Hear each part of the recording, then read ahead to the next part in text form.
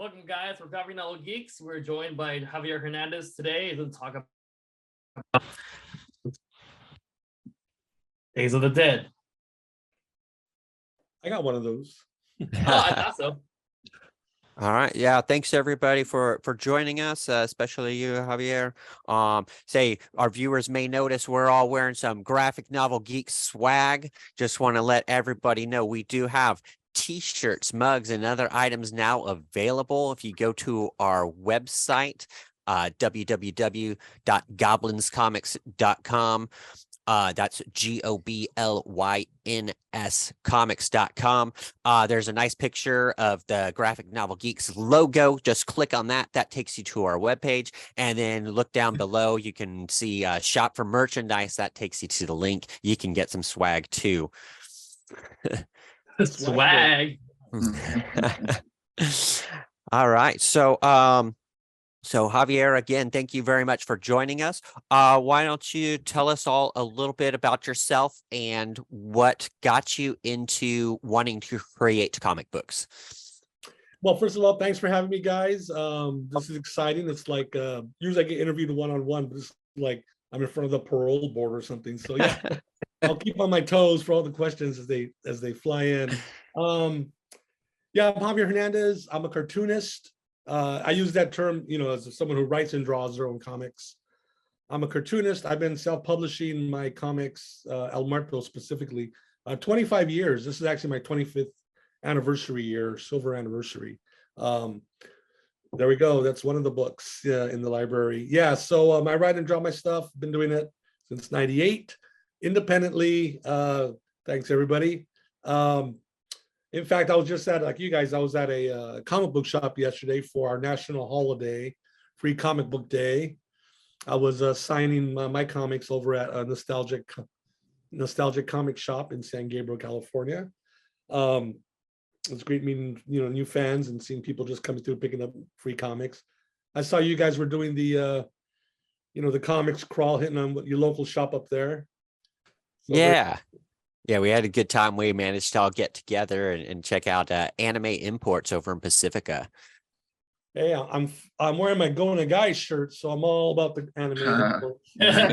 Cool. So yeah, I do conventions, bookstore signings, everywhere I can go. And we'll talk about it, I'm sure. But my particular book and storyline, I also go to like Latino festivals. I'm going to the Latino Book Festival in 2 weeks. I obviously go to Day of the Dead events with my comic. I'm usually the only comic there, which is pretty cool because you got thousands of people walking around buying stuff, and then they here's a comic. Well, we're looking for comics, or we didn't know there was a comic about this. So and I love you gotta love what you're doing for 25 years, even for 1 year, but much less 25. It's what I love to do. I also teach here in the Los Angeles area.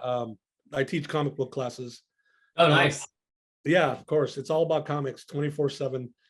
And I'll teach wherever, it could be at a library, a museum, or I'll get hired by a school. I work for a nonprofit organization here in LA, Artworks LA. And they hire different artists, musicians, writers, and comic book artists. And then we just go to the schools and we teach our thing for a semester. So whether I'm teaching comics during the day or coming home, doing comics afterwards on the weekend, it's what I do. It's what I do, folks. Yeah, so that's totally awesome, man. Yeah, 24/7. As to what got me started in comics, my older brother Albert, he was hitting high school. So lucky for me, he was one of those guys who like, I'm done with comics. So he gave me like 2 shopping bags full of his comics. And the comics the ones he had bought, he bought them from like 1969, 1970, 71, just kind of, well, I guess that's nearing the end of the Silver Age. I think. What's that? I think that's the Bronze Age would be considered. Yeah, again, I definitely grew up in the Bronze Age in the 70s. So yeah, I just read his comics over and over. I mean, it was like late Jack Kirby, Fantastic Four, John Romita, Spider-Man, Neil Adams, Batman. I mean, I got the good stuff. So I read those over and over again because there's only 50, 60 books it was. And eventually I realized, oh, the local 7-Eleven, they're still selling comics. So they were a quarter a piece. Oh, wow. When I started buying them at that Bronze Age I was talking about. So now I realize, oh, I can go every day, every week, and there's new comics, because they rotate them. And ever since then, like thanks to my brother. Also, my brother used to draw a lot. He would draw these like cartoon characters, like sport figures, football, baseball players, which I didn't care about sports, but I did love the art. They were kind of Jack Davis style, right? Real exaggerated. So because of him, then I started drawing, right? Because again, you get influenced by your older brother, okay, comics and drawing. So I guess it's inevitable I'd end up drawing comics forever, from that point on. Cool. Nice. Yeah, that sounds great. Yeah, I had family also influencing me getting into comics. I think for a lot of people, that's often a stepping stone. Yeah, the older sibling or whatever. Yeah. For me, it was more my dad, but yeah. All right. My Cool. brother reminded me, we're talking a few months ago, whatever. Our Uncle Greg, when we were kids, he used to collect comics. Mhm. And I forgot about it, but he used to read, like Sad Sack. Uh-huh. It's like this army guy, and then it's kind of like a Gomer Pyle type, and then a lot of the Looney Tune comics. That's Harvey Comics that Sad Sack was on, if I remember. I don't remember. It's been so Yeah. long. The Sad Sack, and maybe it might have been Harvey Comics, Sad Sack. Yeah, but, that sounds right to me. Yeah, and I used to read those at his house. The Sad Sack, the Mickey Mouse comics, Bugs Bunny, and my brother was all into the superhero stuff. So yeah, I guess I had those twin roads of comics, at least back then. Yeah.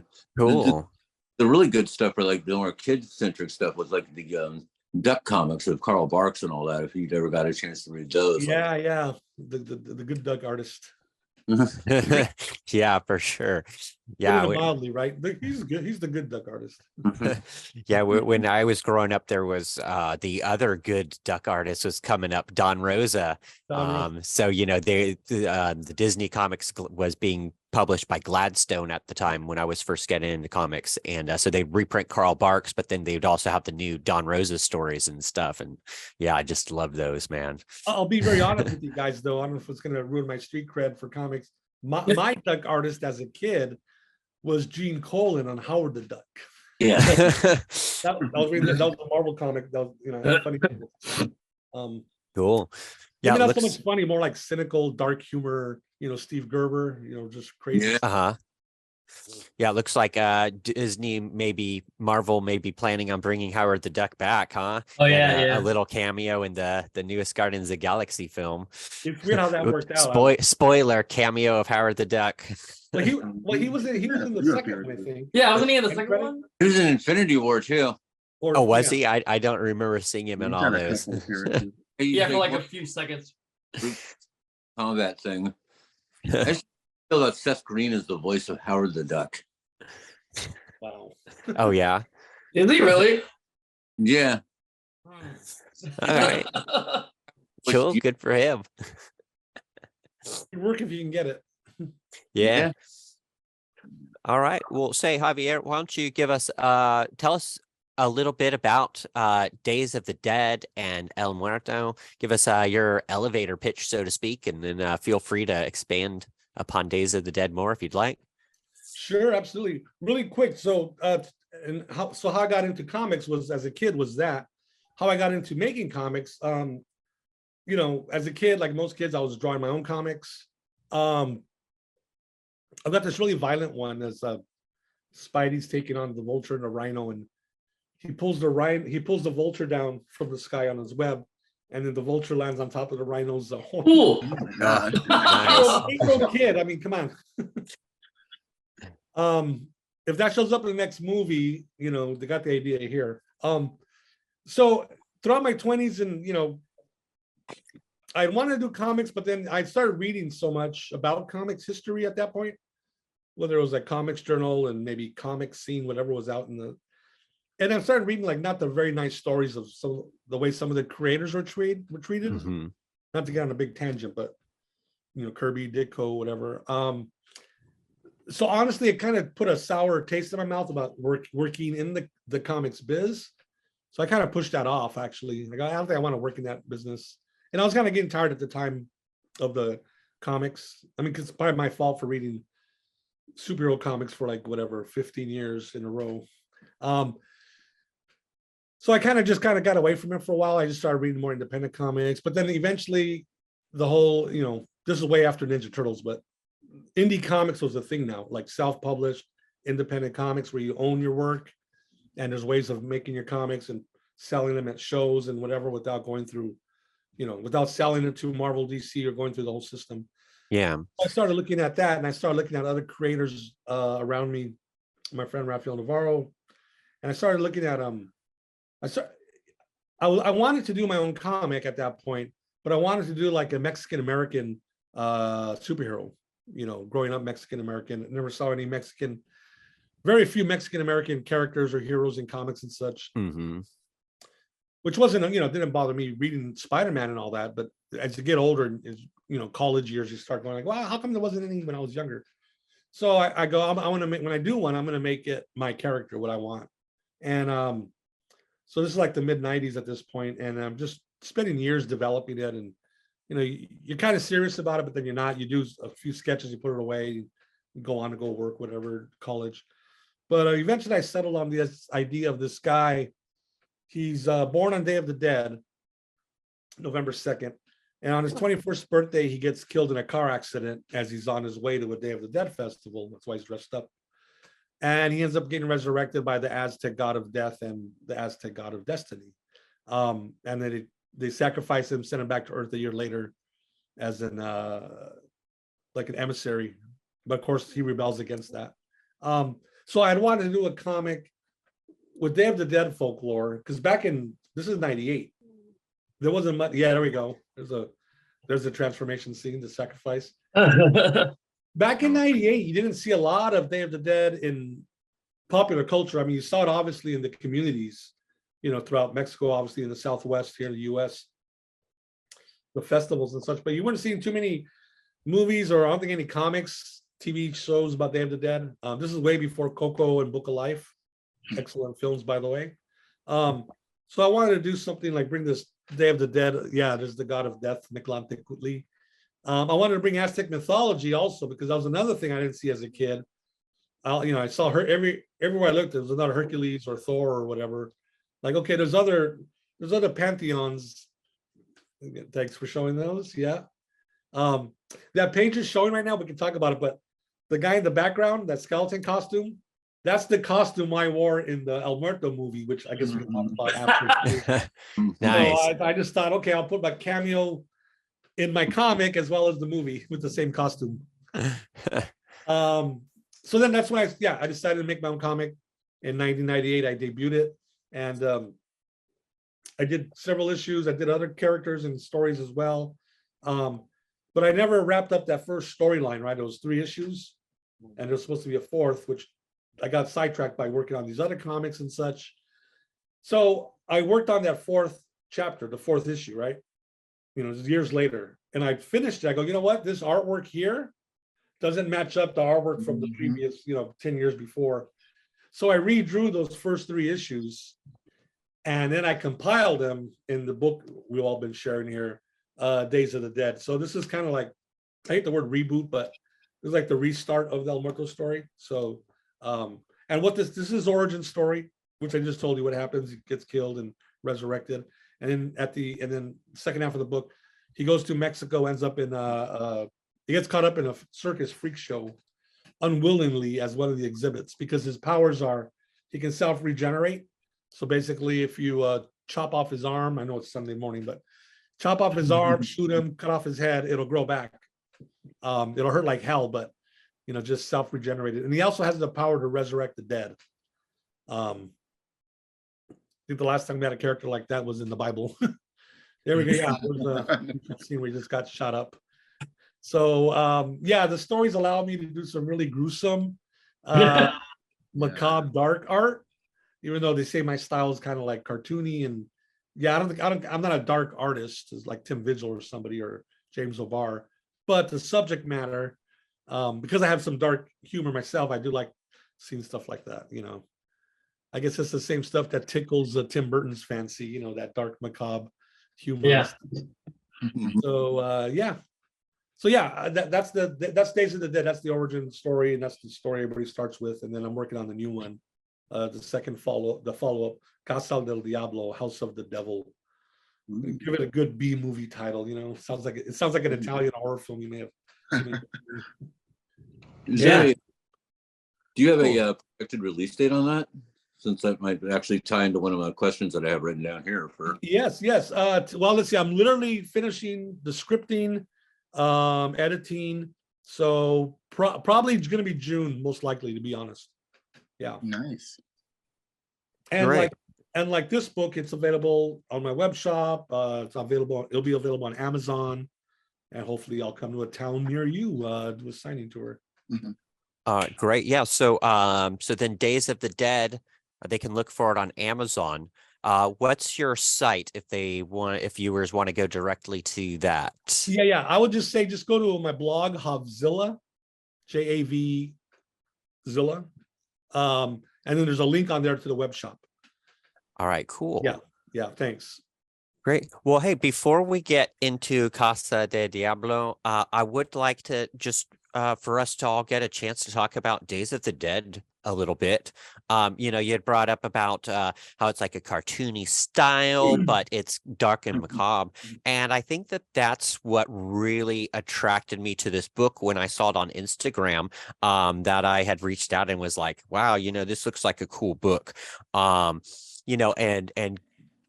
reading through it, we definitely have, the Aztec mythology, lots of skulls, and which I always really like.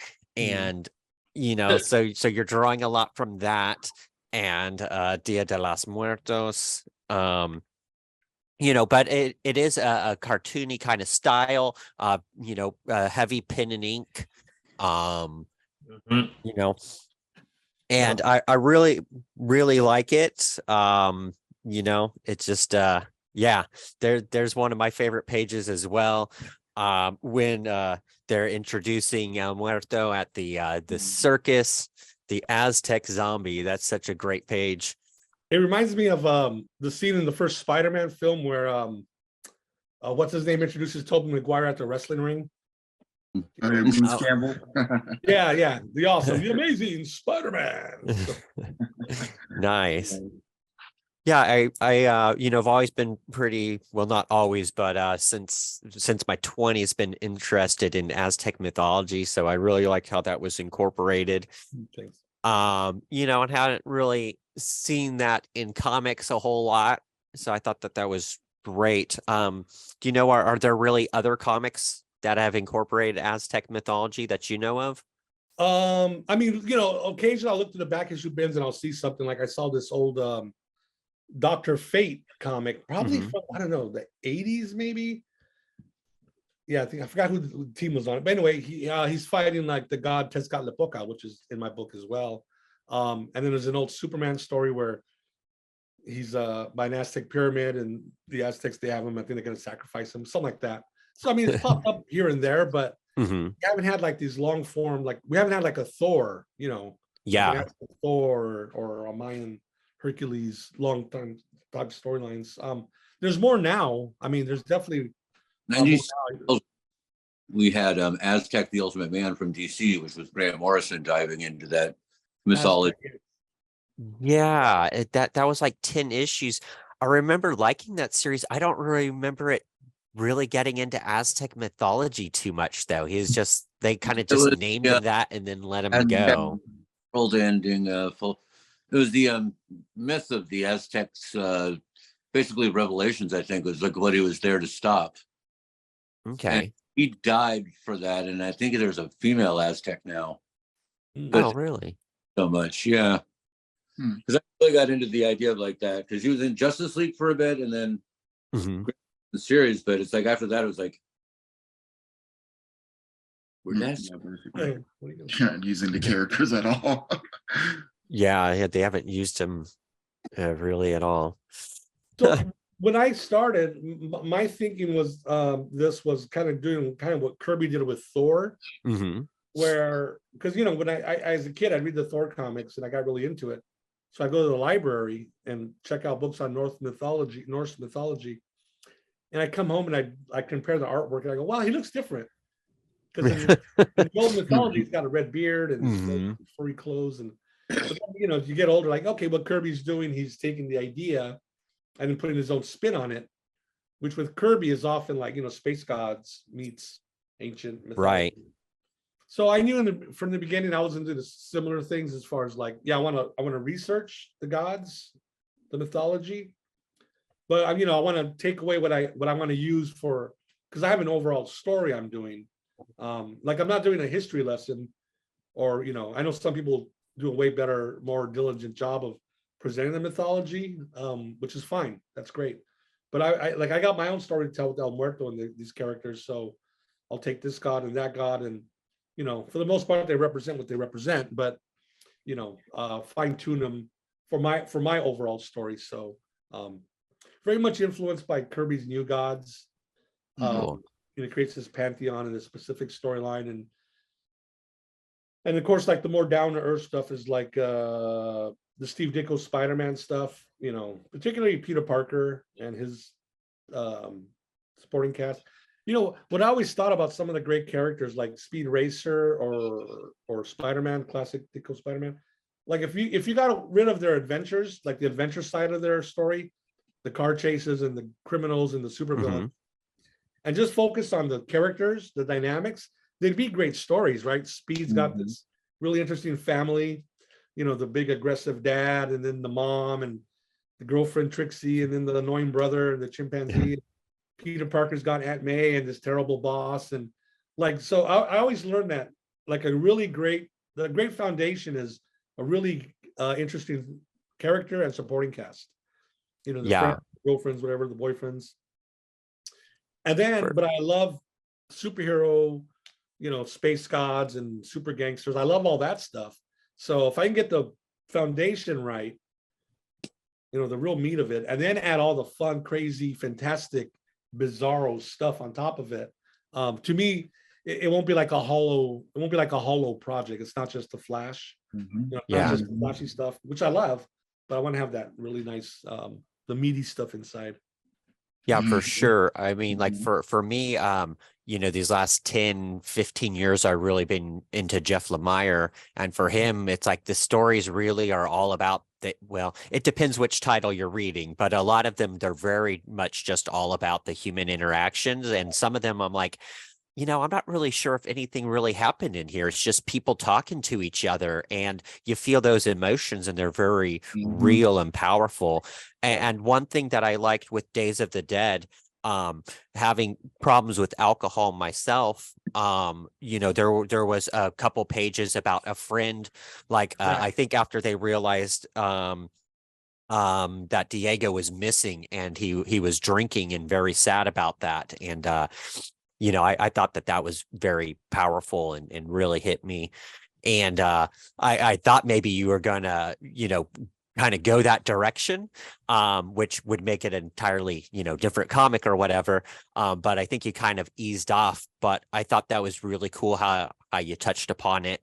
And of course, we've got Tony Stark, so it's not like new to comics. They definitely have talked about people with drinking issues before, but that made it feel very real to me. Like these were actually people, not just, characters in a story with no background or no story of their own. They all had stories of their own. They all had emotions and feelings and felt things, and it felt very real. So I like that.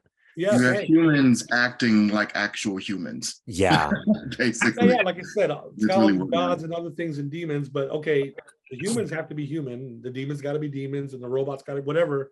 Everybody's got to be what they are. So don't skimp on that. Yeah, the thing with Zach, I mean, it's like, well, we've all dealt with loss, and yeah, of course, addiction takes all kinds of forms. So yeah, without making it exploitative or anything, no, it's a genuine reaction for this guy losing his best friend. And Keith, you said I backed off, but Zach's story's not over yet, and we're not done with him yet, and there's still a journey. Unfortunately, he's got to go through first. Right. And it looks like you are getting into that a bit with Casa de Diablo, yeah? The preview, yes, yeah. Okay. Yeah, see, that's the thing. You have all these characters, and I got this main story with these gods and whatever criminals he gets involved with. But yeah, there's all these subplots with the ex-girlfriend, the other friend, Zach. So you got to juggle all that every book, because like again, it's important to me to have good action, real dynamic, fantastical scenarios, but get to those points of those characters and what's he like right now, what's she going through, what's he going through. So but it's real exciting to really it is exciting to be juggling all that in the air. Yeah, and I'll bet Joe can understand your problems with juggling out all these different characters but still wanting to get the story told of the main character, right, Joe? Yeah, no, because I'm a creator myself, and yeah, like you, I totally get it. That's why I love it, like you're describing, like the emphasis being on the characters more so than the fantastical. Because again, then nothing's gonna matter unless, or have weight to it, unless you actually care about these characters. You humanize them, you make them, relatable. Humans acting like humans, right? But definitely, like I joke with my writing partner, because it's like when you have so many characters and ideas, and like you're saying, some of these like stories, you can just go off on a, just have a story about like this particular character just living life, right? That could just become its own thing. But you're still trying to focus on this and that.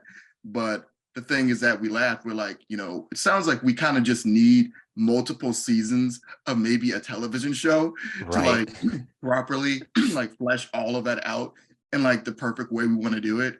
Like, like a few seasons, maybe not Netflix, you might get canceled, but, but seriously, like several seasons, because then you can like delve into those characters even more and go more into humanity, which would be, I guess, the ideal scenario.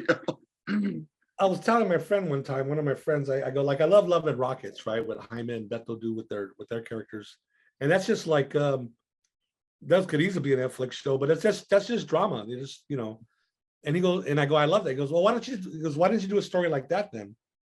Like forget about the gods and all this stuff. I go, well, because I do love the human drama stories, but I love me. So dark, horrific, and gods and demons and super gangster. I wanted both, and so many comics do it like that.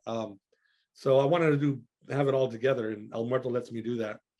Yeah, I even love that part about it. It makes it more interesting and really cool and edgy. Yeah, exactly. I mean, the Devilman, the original Go Nagai, that's one of my favorite works ever. And he hits the strides everywhere. He's got humor, comedy, relationship stuff. Then he's got this very dark, heavy. Yeah, I'm familiar. That goes done in that cartoony style. You know what I mean? Done in that classic manga cartoony style, which is a weird juxtaposition. And I actually prefer that type of art for that type of story, as opposed to like, again, I'm not knocking. I love the Crow, but if you just read 10 books of the Crow, like that style of art and that dark, like, man, it's too dark. But you put that weird cartoony look to it, like, wow, it's just a weird. How am I supposed to feel about this? She just got her head cut off and put up on a pole, and that's horrible. But at the same time, it's all drawn cutesy. Right. I mean, it almost kind of like, well, yeah, it kind of softens it a bit. Like, it's definitely horrific, but I guess maybe it makes it like better. It's like easier to digest, where you're not just completely just like scarred for life, I guess. Like read the issue of Faust by Tim Mitchell. That's man, that's a you're left shaking at the end. I think, like, I don't know, having the cutesy, like you got your Ice Cream Man, or the current Image series Ice Cream Man, or having like some little cute drawn girl that's like got the giant knife because she's stabbing people and slashing people. I mean, I think when it's done cutesy, that it's kind of scarier, because it's like you don't know what you're getting, what you're expecting. it's like I kind of just prefer the Tim Vigil or the James O'Barr, where you just like It's you know upfront. what you're expecting, you know. Yeah. And it's like I like the horror, and but yeah, I find that cutesy scarier. Well, I can see the point, because next time you walk by a cute little doll, you're gonna be scared of it. Like, wait a minute. Yeah. The doll is cute, but Like dolls, one of those man. things- No, not haunted dolls. Oh, Yeah. Make you question everything. Yeah.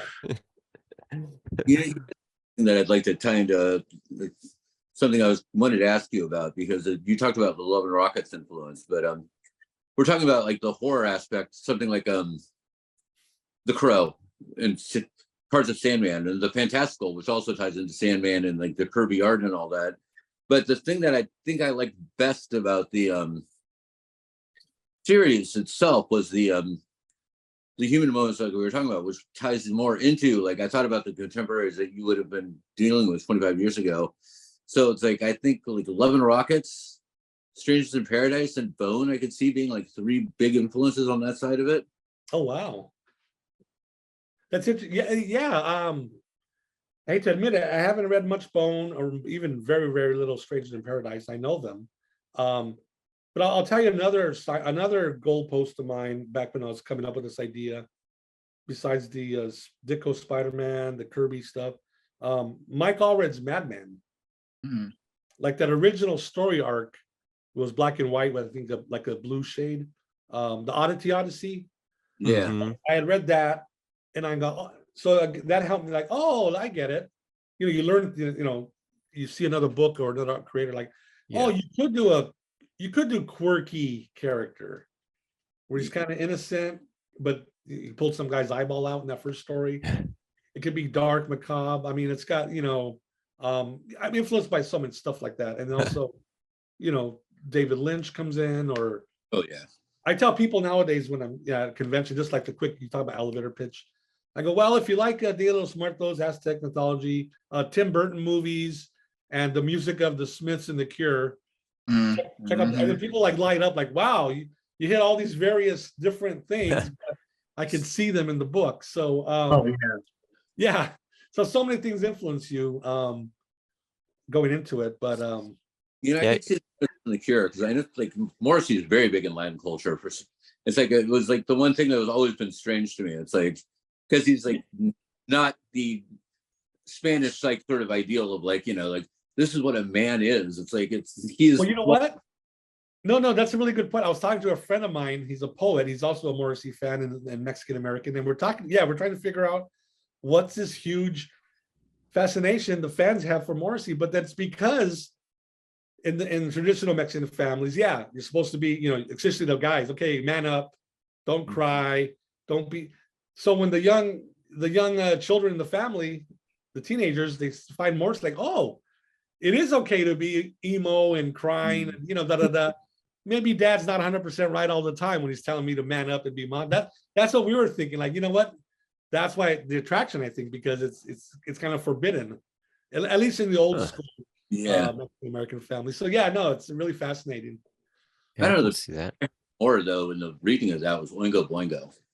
Yes. And Another influence. you know, I want to mention, you know, for the former members of Oingo Boingo, so I guess maybe everybody but Danny Elfman, Yeah, they're yeah. actually coming in concert at the Mountain Winery in October. So like me, my brother got to see Oingo Boingo, but I never did. So I'm kind of never did. excited. So that's going to be super cool. Anybody that wants to catch October? that. Great. You know, I hate to admit this in public, but I was influenced by Uncle Boingo, obviously. But then one day after I started, you know, I did the comic, whatever, a couple of years later, I was listening to, for the millionth time, Dead Man's Party. Uh-huh. But I was really listening to it. I go, oh my God, the lyrics is literally the story. Oh yeah. I mean, I got dressed up to go to a party on his way down. I think got hit by lightning. It's like, Oh, oh yeah, my yeah. gosh, I'm not gonna get sued, am I? Like, it's Nice. literally the origin Wow. story of Diego. I didn't realize that until you said that.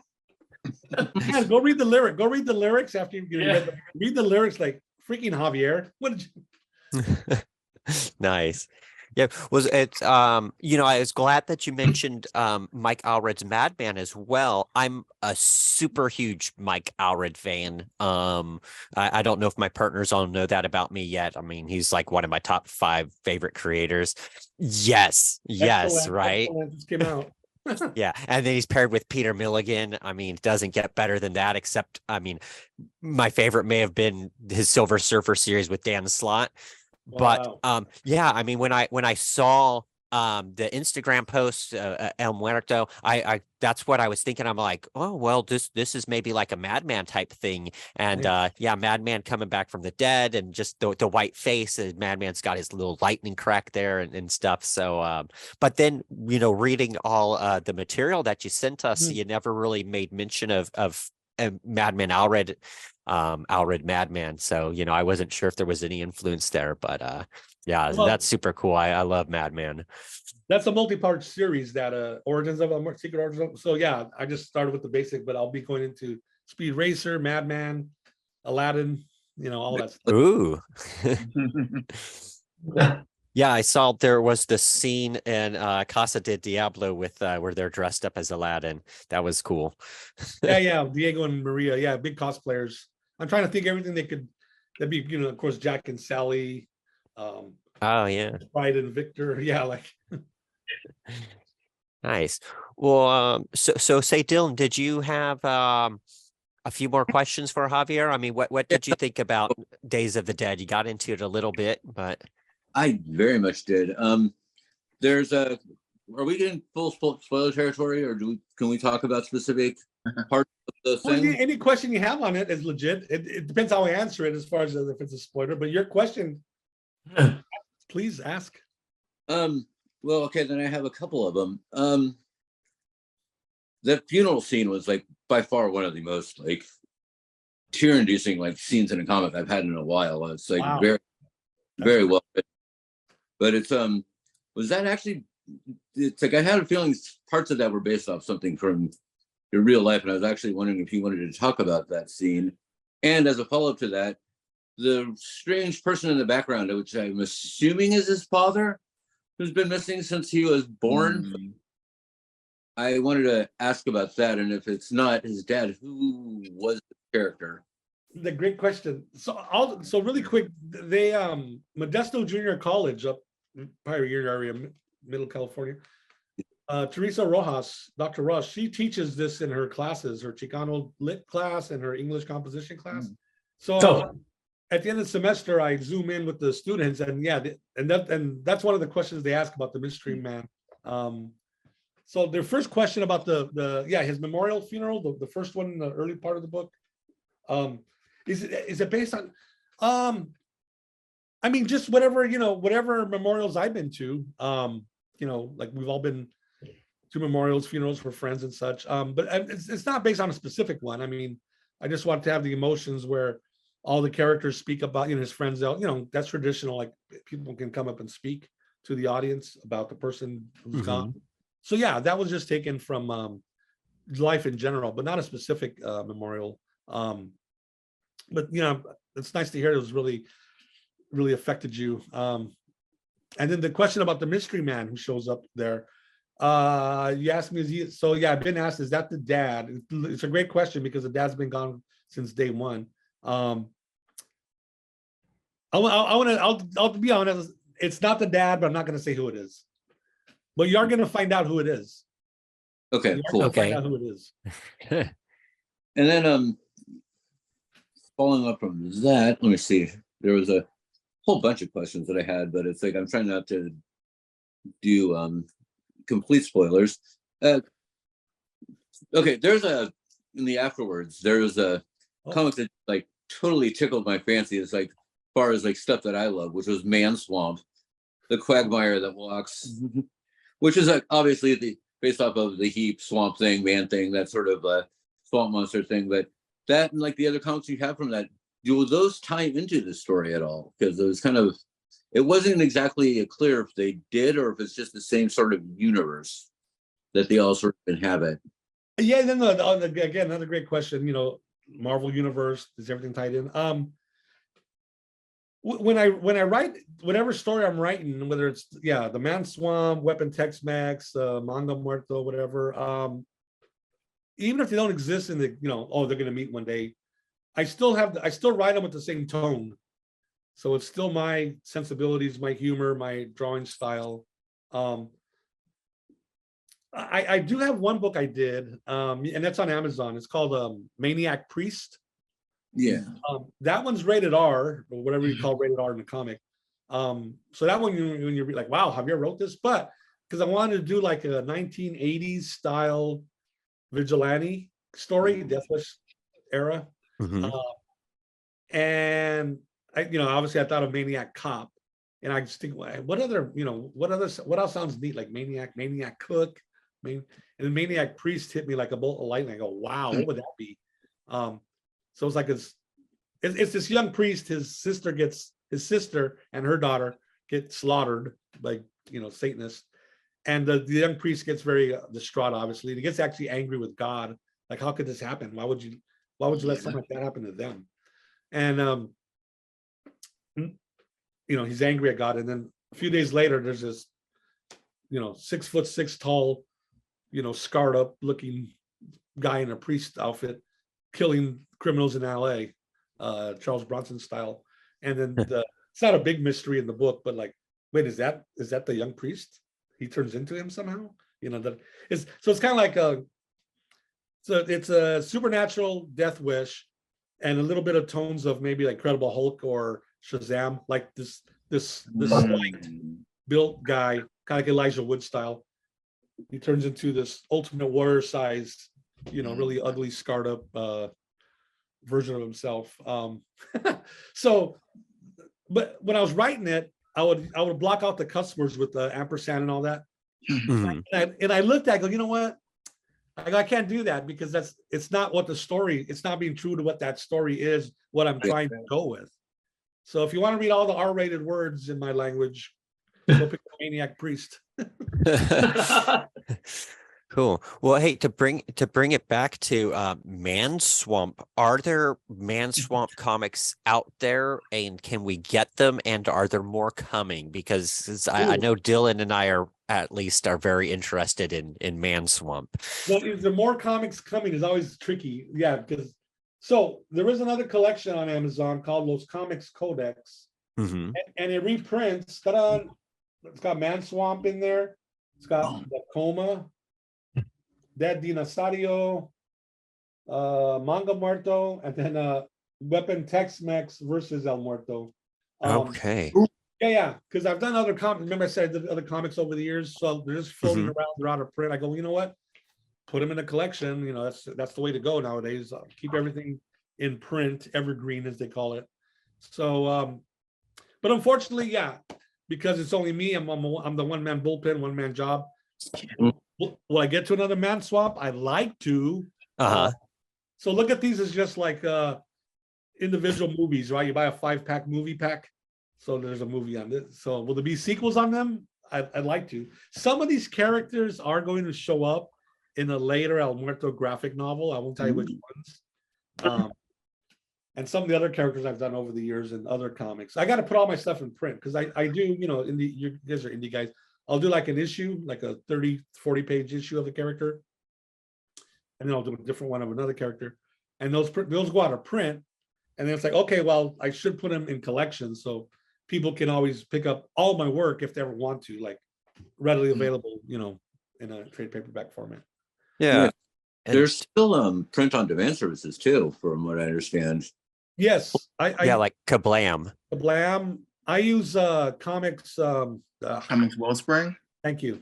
Because they do great work. I print with Comics Wellspring. I use them. I've been using them religiously for 10, 15 years, like exclusive. Nice. And I use Amazon, and I use Amazon for trade paperbacks. Okay. So Comics Wellspring does print on demand as well, then? Yes. Okay, cool. There's like a minimum. Sorry, there's a minimum. It's like, because Kablam is print on demand. Comics Wellspring, it's like a minimum of like 25, right? Yeah, but that's 25. Yeah, that's fine. But yeah. Cool. Joseph, they have a different name too. Comics Wellspring, and then there's Greco, right? Was it? it's Greco, right? Greco. Thank you. Yeah, yeah, Just so people can look up either one. yeah. All right, cool. Well, hey, you mentioned movies, and that's the perfect segue to your movie. But before we get to that, I'd like to give Tatsuo a chance to tell us all what he thought about your comic and if he has any questions. Yeah, I think it's really great. You're the fantasy part of it and stuff like that. The macabre kind of stuff. Macabre, Your yes. art, like the whole pen and brush thing, is that kind of like the style, is that connected to the type of story? Because it's very, I think the pen kind of strokes kind of fit it. They kind of fit your tale and stuff like that. No, that's a really I never thought about like that. I mean, I just started using I've never used the dip pen, right? I mean, I may have Oh done it. yeah, the nib or whatever. The nib. See, I don't even use that. I don't even know what it's called. The nib. I've always just liked the brush, and I haven't used an actual sable brush in years because I fell in love with Pentel pocket brush pens. You can just load up the new ink cartridge because I'm lazy, because I used to get tired of like, oh, I gotta go wash the brush, which you should after you use it.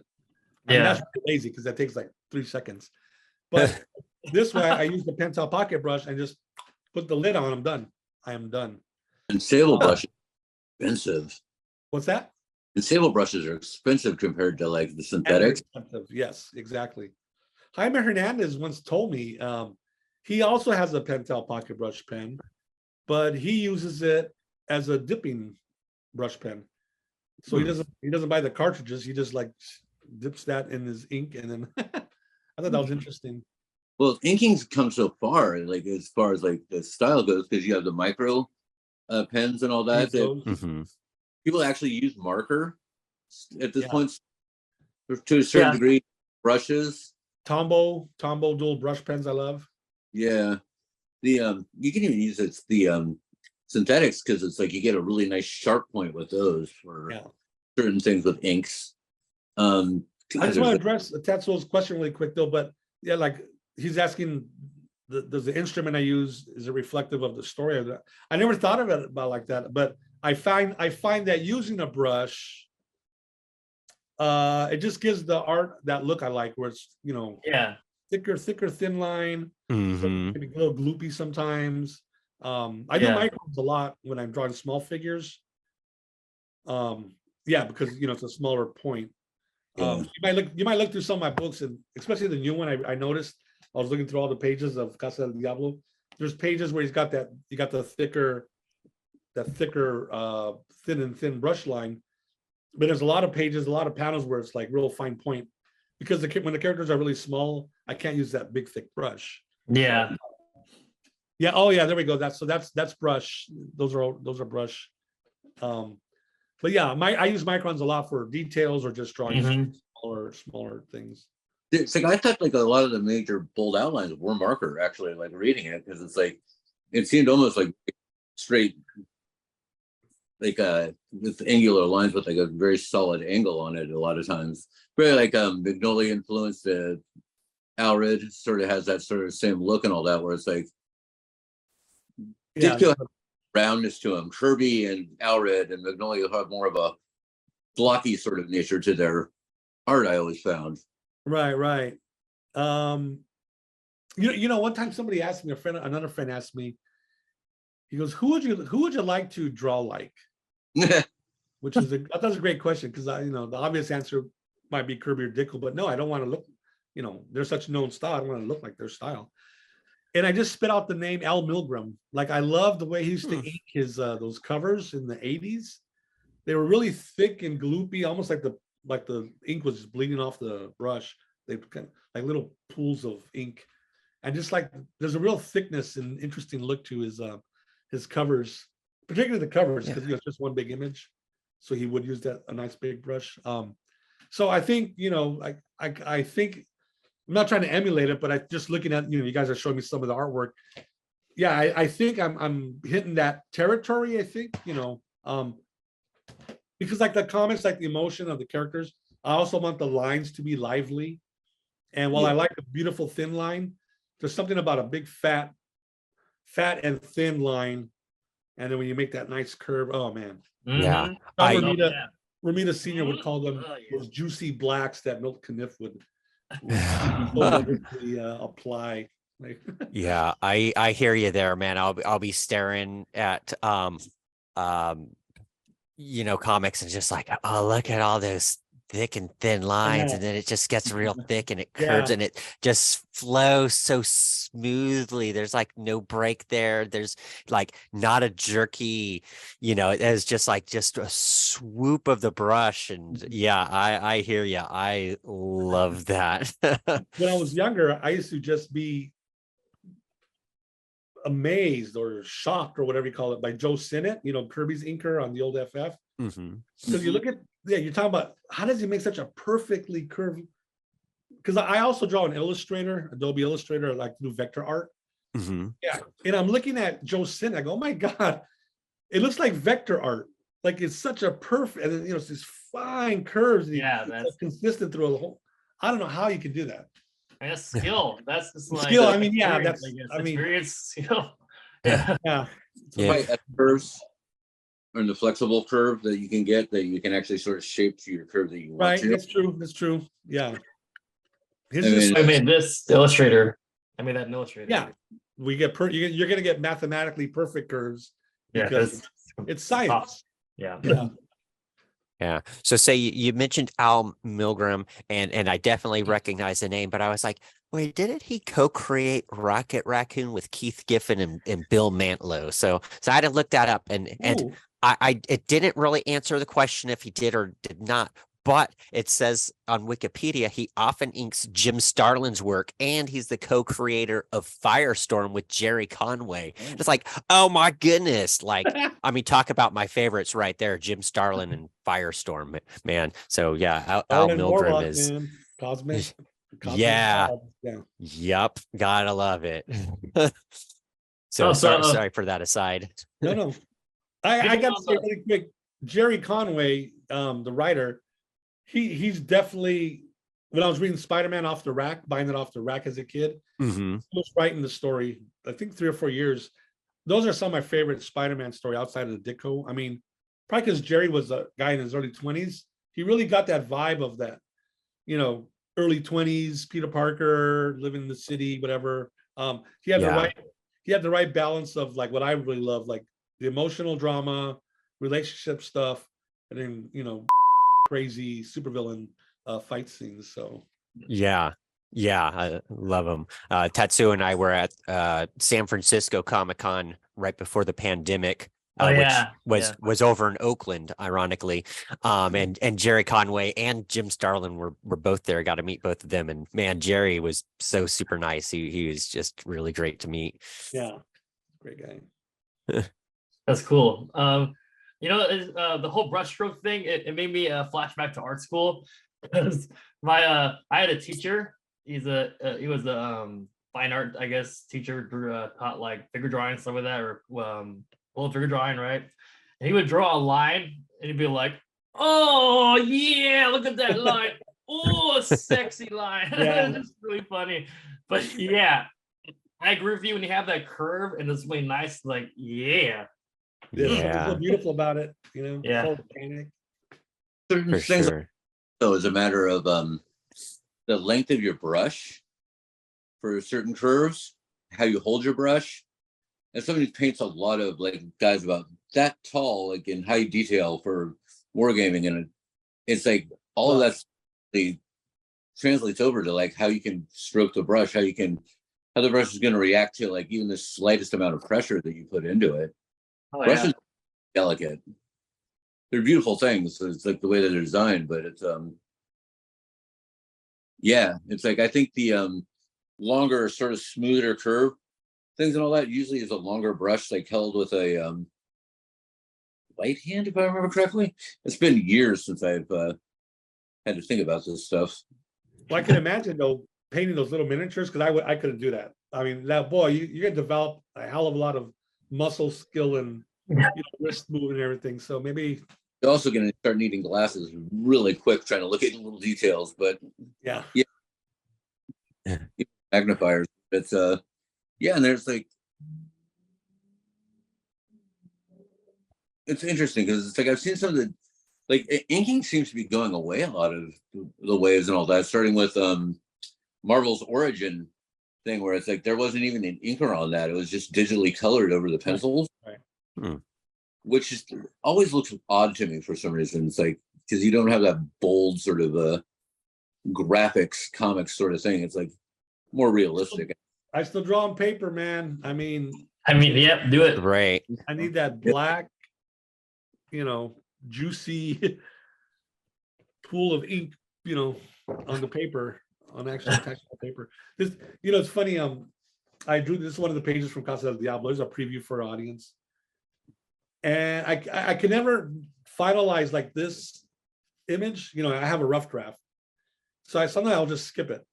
So one day I was doing a big scanning session, and really quick, I got to scan this one, and I put that. Oh shoot! Well, let me scan it, and I'll come back and patch this in. So after I'm done talking to you guys, I'm gonna finally draw the image, and then I'm gonna scan it and just pop it into the page. Nice. Oh, sorry, a viewer question. Okay. Yeah, it's Nice. Sick Chris. His question is, with your art style, do you have parents coming up to you wanting to buy your work and discovering it's not that appropriate for kids? Oh, that happens a lot, right? The parents come up to me, then they got a kid, and the kid's like, "Ooh, this looks cool," and the parent looks at me like, "Is it okay?" I go, "Well, I mean, I don't know. Harry Potter is PG-13, and isn't that a lot of, some kids get scared of that stuff, or the Marvel movie PG-13, and they're starting to drop, that word shit, or maybe Oh yeah, F- what's that movie?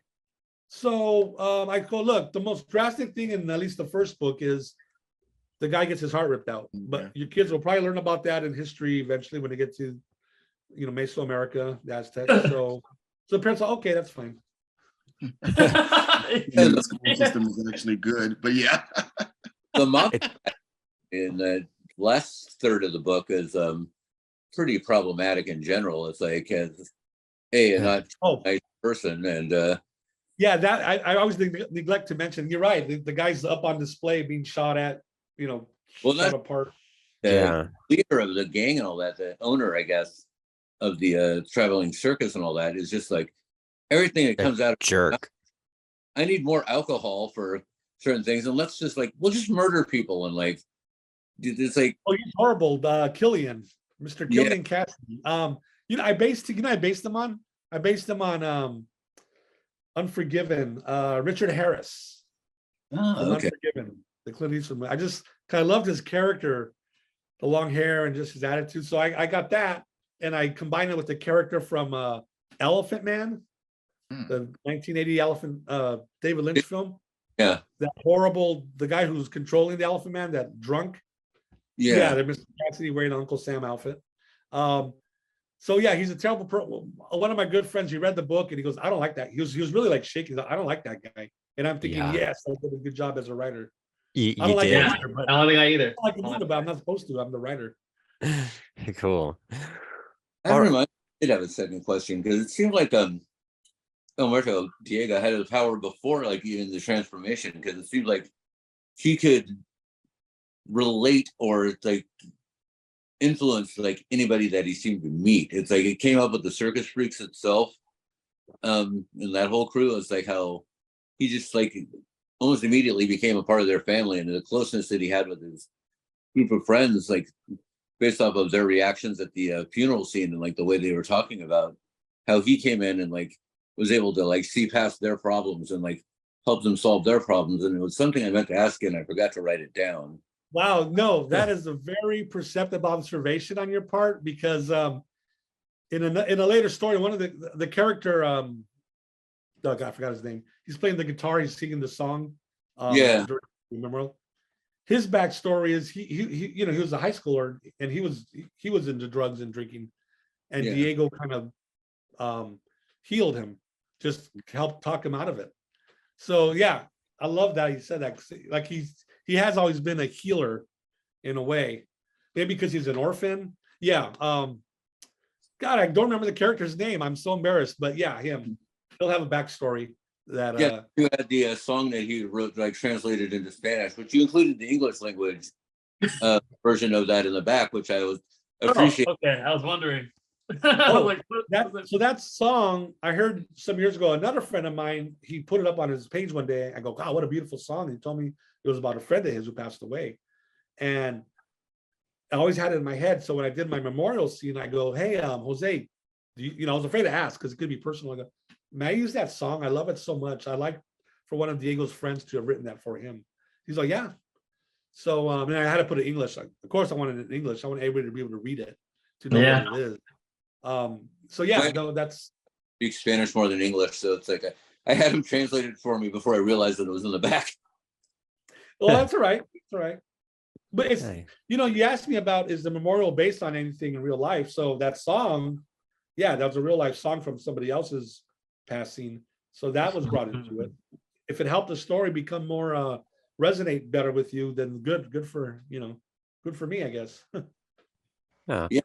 Well, creation is about taking influence and like everything else and mixing it like a soup or like when you're cooking and all that. It's like mixing various different ingredients together and like letting it simmer together and like just Throw it all in. Yeah. Okay. Well, I love where this conversation is going and hate to cut it short, but we have hit our 1 hour mark, which is usually where we stop them. But I think we'll be running a bit late because we still have so many more things I'd like to cover. We want to talk about your upcoming book, Casa de Diablo. We want to talk about your movie. And then, of course, we also want to talk about the Latino Comics Expo. Yeah, we had mentioned your movie before. Why don't you tell us a little bit about that, Javier? Yeah, I'll give you the quick nutshell. So I did an interview at San Diego Comic-Con. There was a reporter from NPR. He was this was back in 2001. He was way ahead of the curve. He was looking to interview Latino comic creators specifically. So I was at Comic-Con that year, had a table, excuse me, and he came by my table. We had email before, and he go, hey, yeah. He sat down 5-10 minutes, did a quick interview, and then he left. He recorded it, left. And I figured, okay, I did my job. I did an interview, especially NPR. That'll get out. So whatever. A few weeks later, they aired it. I didn't hear it because by then I lost track what was going on. But one person who did hear it was a filmmaker, independent filmmaker named Brian Cox. Not Brian Cox from X-Men 2. I was going to tell comic book people that. Stryker from X-Men 2. He's an independent filmmaker here. He heard the interview on the radio as he's driving, and he's trying to write down the information.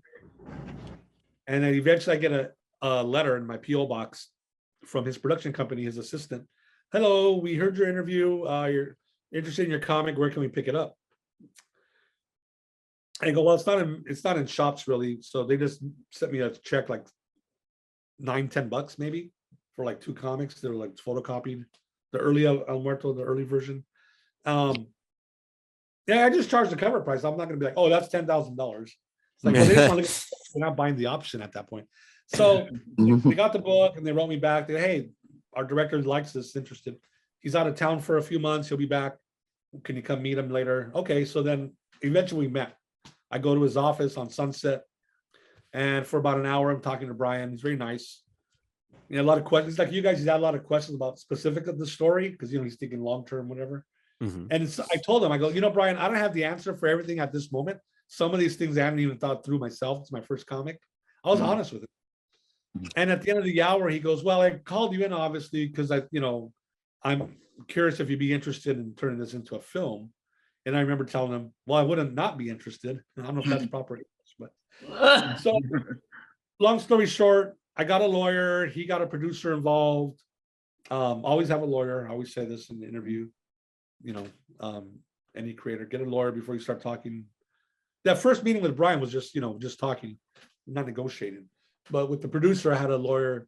Eventually, we signed a deal, and he had investors. See, he's an independent producer, meaning, in most cases, they don't have money. They're not sitting around with the studio behind them. But he had met some this family, this father and 2 sons, the Leones, They were from like music publishing, I think textbook publishing. So they had money. And one day they met Larry and they told Larry, hey, we'd like to make a movie one day. You know, that old thing. We got money, we want to make a movie. So Larry had these guys on one side with money, want to make a movie. On the other side, he's got a director who likes this comic project. So I was lucky from day one. So when I signed the contract, I mean, nothing's guaranteed, but I signed the contract. You know, I met these guys. I met the investors. We had lunch and stuff. I go, well, I'm going to sign this contract for this producer for a movie. I know he's got the money because I met the guys, you know, and they want to make a movie. So, and it still could have blown up, but things started moving along and and eventually 2 years later, I'm walking on the set down here at the San Fernando Mission, just north around Los Angeles area, on the first day of shooting my movie based on my comic. So Cool. people ask, because everybody else asks, you don't have creative control. You don't sit there and say, no, do this. That's not how it works. They're not going to invest, even a small production like that. They're not going to give the reins of the creative reins to the writer, the creator. They should, you know, they should, but the director makes the film, and that's fine. So I had my lawyer write in the contract, hey, I'm gonna get paid for the rights, obviously, but I want to be paid a weekly salary to work on the movie, basically just hang out there. So that, yeah, the producer took it. Okay, you can come work. So when the director asked, he would write the script, he would always send me a copy of the draft, and I would share my notes about it, obviously, you know. And he told me once, look, tell me whatever you want to tell me about what I'm doing, but don't just say you don't like it. Tell me why you don't like it, which is fair. Right. I was going to work with someone who just says, no, I don't like it. No, I don't like it. Uh-huh. No, I don't think that works because and it's his decision if he's going to take it or not. And I was fine with that. I had a really good friendship with him, still do, with Brian, the director. I think that's because he got my respect in that first meeting. I felt confident. Okay, I'll go with this producer because Brian's going to be the guy making the film. So yeah, it was very collaborative in that regard. And then when I work on the production, like the costumers would show Brian the costume designs or the production, whatever. But he'd always tell him, "Oh, go show Javier too." So I thought that was really cool. Yeah. And how do you feel about it? Do you think that it captured the spirit of your comic very well?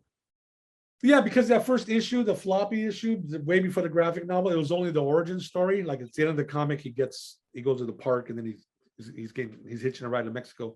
He was only working off just an origin, so he had to create a whole story. What happens when he comes back from being El Muerto? So I was fine with it, you know, because like, hey, if they're making a movie out of this first chapter of mine, I'll take it. I'm not going to wait around 10 years till I finish it, and then they may not be around. You know what I mean? Right. And then I also thought, you know, like, well, let me think of Batman. We have Dark Knight Batman. We have Frank Miller Batman. We have Adam West Batman. Mm-hmm. We have Batman. We have like 30 different flavors, very different versions of Batman all over the map. And it's still Batman. So we could have different flavors of El Muerto, you know, The core is always going to be me, the comic. Hello, I created this. But you know, if I ever had an opportunity, I was looking at the animation deal, it might be a little different too. You know what?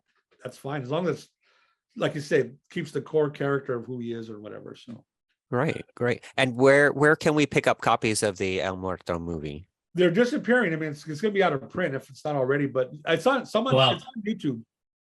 On YouTube. Yeah.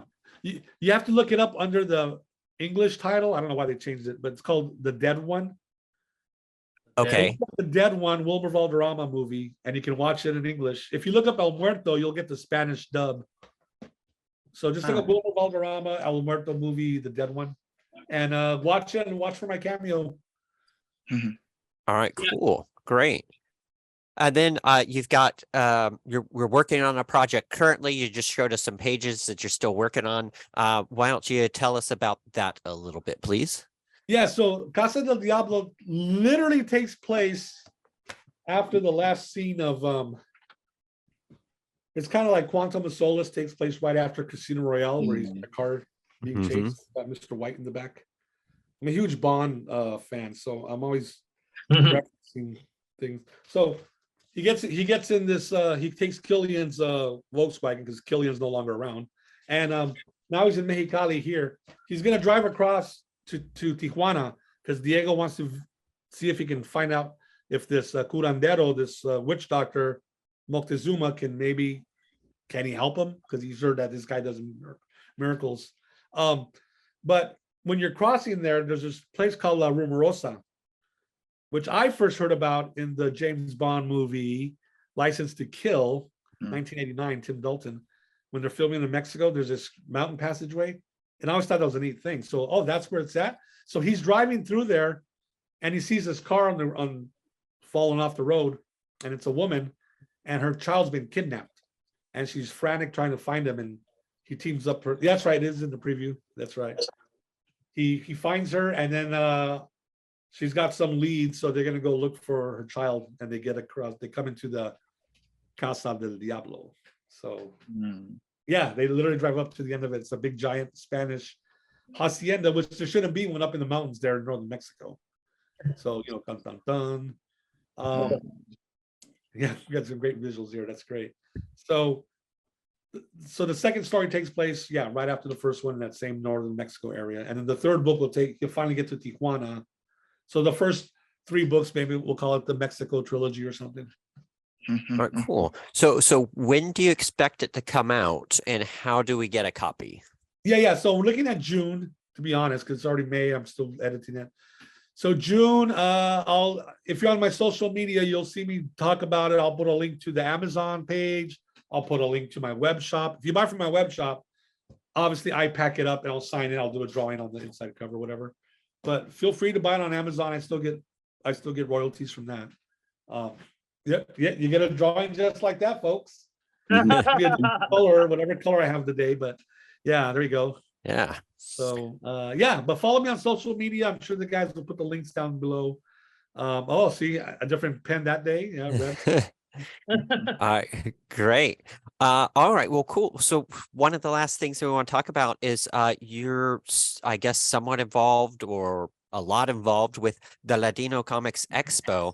I believe with your friend, co-founder Ricardo Padilla. Why don't you tell us, well, if I'm wrong, please correct me, and please tell us a little bit about that. Yeah, Ricardo's a good friend of mine from San Francisco. I've known him for years. In 2011, I guess we started it. Yeah, we just came up with the idea, like, you know what, it's the first one that I know of that's been the first time someone decided to put Latino comic creators in a convention, you know. So we started at the Cartoon Art Museum there in San Francisco at their old location on Mission. We were there for 3 years. There was just enough room for like 12 tables. And then by the third time, we were turning away too many artists. So we had to tell the museum, guys, we love you. Thanks for helping us get started. But we have to move to, we got to just get a bigger venue. They're like, okay, good luck. You know, we wish you guys well. So everything's good with us. So we do it every year, basically. COVID was, you know, we had to do a couple of Zoom conventions those 2 years, 3 years. But we have another one coming up this year. We still got to announce that. And it's just like what it sounds like. It's a comic convention, and it's meant to spotlight, focus on Latino comic creators, graphic novels, zines, political comics, web comics.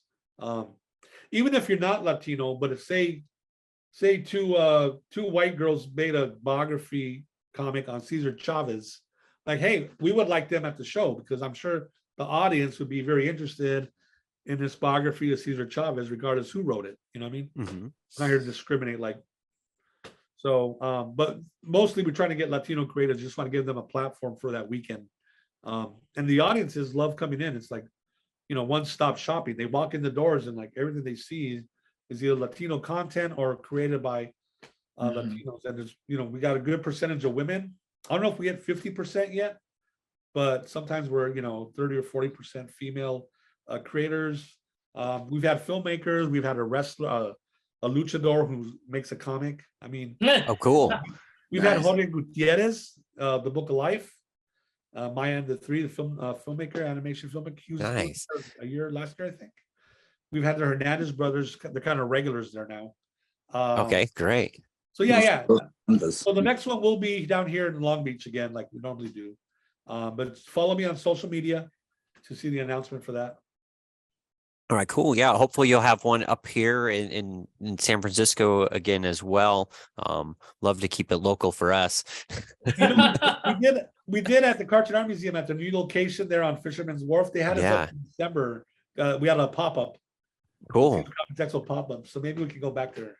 Yeah, Huh. that'd be great to see you guys again. You know, like we just a couple weeks ago we were at a local convention for the libraries here, and we did get to meet Ricardo Padilla. Although I perfect. didn't quite make the connection, and the main thing there was they had no comics. All the comics had been sold out by the time we got to his table. So great for them, unfortunate good. for us. Wow. Well, I'm glad you met Ricardo. Yeah, we co-founded the expo. Cool. All right, great. Well, anybody else? Did you have anything else that you want to mention before we wrap up this interview? No. This is great. I mean, we talked about the upcoming book. So, and then fans, please follow me on your preferred place, Twitter, Instagram, or Facebook. And I'm always posting. So I want to keep everybody up to date what I'm up to. So they'll know what I'm up to just by following. Yeah. I enjoyed that one a lot, actually. Which one? Your YouTube channel. Oh, yeah, I forgot about that. I have Los Comics TV. I spent a lot of time looking at this man's work, going the guy. Mm. This is an omnibus from Japan. It's the entire saga, and it's oversized pages. So Whoa. it's just like it's some of my favorite comic art to just Yeah. and enjoy. Yeah. I have the two volumes that they reprinted. You know, the two hardcovers they reprinted like the last year or so. I have those. Yes. Yeah. Yeah. Tell us a bit more about your podcast. How often is it? When is it? Yeah. It's Los Comics TV. It's how often is it? Yeah, the last one was 3 months ago. I'm very inconsistent on it, but sometimes I get the time to sit there. What I basically do is you don't see me on camera. I just start off, the camera is down on the comic because I just want to talk about whatever comic. And I just start going through the book, whatever it is, not my books. I mean, I've done my books too. I have a creator commentary I did for Days of the Dead. If your listeners after this, they want to if they want to read the book first, hopefully. But I literally go page to page and talking about, what I was thinking of or what I was up to. But I like to just look at old books, my old Marvel comics from the 70s. I love to look at manga. I look at a lot of Go Nagai, a lot of Ditko. And I just go page by page and just, I don't do it's not a real review. It's just like, oh, this and that, blah, blah, blah, blah, blah. So you're looking over my shoulders. I'm looking through some of my favorite books in my collection.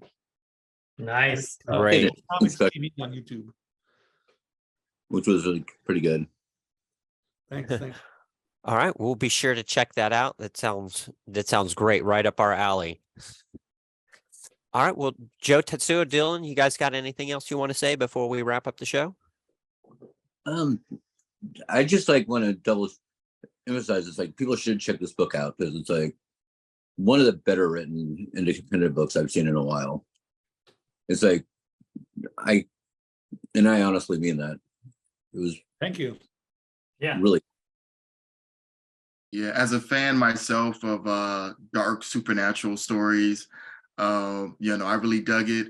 And then already too, when you start the story off, I mean, you did a great job setting up, the world, Diego, his friends, everybody, and then you clearly kill them off and then bring them back. But I do that a lot in my stories. I notice because even my writing partner Chris, a good chunk of our books we do different stories, mind you, different characters, different genres, but we have a tendency to kill off our main character in the beginning and bring them back in some sort of capacity. So that already kind of hooked me. So generally stories like that go into the very dark and pretty twisted kind of territory. I'm usually drawn to that, so I dug it. So if people like those type of stories, dark, supernatural, I guess maybe something kind of akin to The Crow a bit. Definitely check this book out. Yeah, definitely. I'm definitely in agreement with that. I love the cultural aspect you put into it. The spin is amazing. I never thought about that with a afterlife thing. That's really cool. Mm-hmm. It's kind of unique. So that's really cool about it. Yeah. Yeah, it's been great talking to you guys. I mean, you guys do this for a living. I mean, reading comics, graphic novels. So I'm glad that came on your radar. And you For guys living. Yeah. Well, so super glad that I saw your stuff on Instagram and that you reached out to me. The great comic. As we all said, highly recommend this comic for all our viewers. And thank you so very much for joining us. Thank you guys. So to our viewers, join us next week. We've got an interview with David Lucarelli for his new Kickstarter project, where he's collecting volume 2 of his series, Tinseltown, Losing the Light. It's about a female cop working at the Tinseltown movie set. And since this is a collection that's coming out on Kickstarter, I have already read the series. I've already talked about it before in our show because it's such a great series. So I hope that everybody can catch us the same bat time, same bat channel. That's 11 a.m. Pacific time on Sunday. And Tatsuo. Yeah, thanks for joining us. It was great having Javier on the show. It was a great story. Catch you next time for Tinseltown, and we'll be back then. So All right. we will see you guys later, and signing off.